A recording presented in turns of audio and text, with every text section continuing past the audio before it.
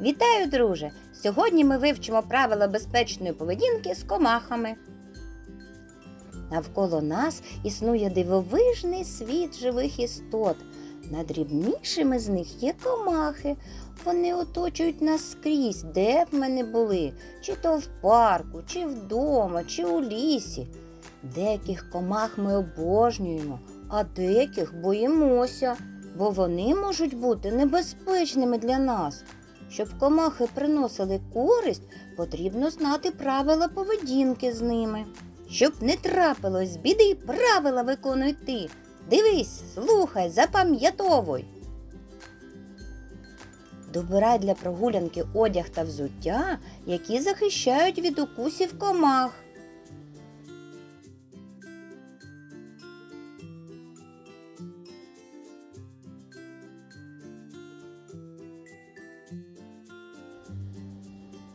Не розмахуй руками, якщо поряд літає бджола.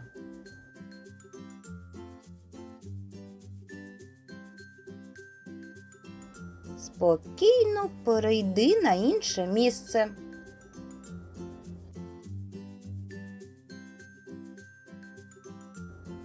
Якщо вкусила комаха, обов'язково повідом дорослих. Не чухай місце укусу, бо може утворитися рана. Якщо побачиш на своєму тілі кліща, не намагайся його прибрати.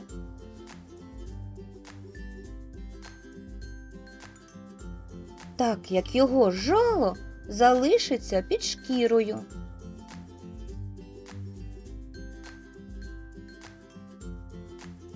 Негайно звернись за допомогою до дорослих. Не чіпай мурашники і не наступай на них.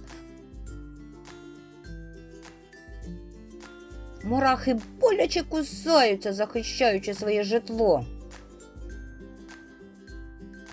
Ніколи не лови комах. Не сади їх у коробочку.